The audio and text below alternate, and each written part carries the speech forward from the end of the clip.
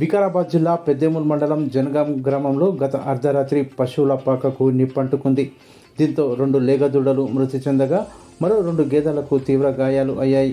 వాటి పరిస్థితి ప్రస్తుతం విషమంగా మారింది. మరో 10 గేదెల వరకు గాయాలు అయ్యాయి.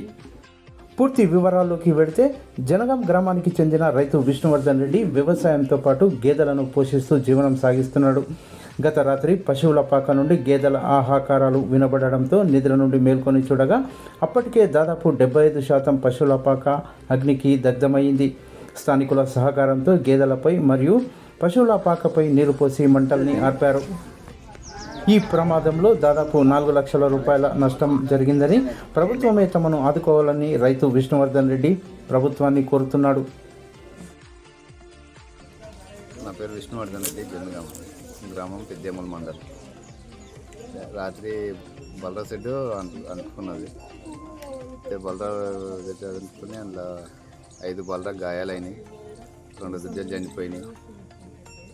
1:30 సమయంలో జరిగింది అర్ధరాత్రిలో. అయితే 1:30కి మేము లేవగానే అంటుకుంటుంది. అది అంటుకున్నది ఎట్లా అంటుకున్నది అనేది గిట్ట మాకు గిట్ట తెలియదు. మేము లేచి 1:30 లేచేటికల్లా 75% అనుకున్నాం. 25% మేము లేచి చల్లారిపోయే ప్రయత్నం చేసినాము. పోలీస్ కంప్లైంట్ అంటే ఇప్పుడు మనకు డౌట్ అనేది ఏం లేదు.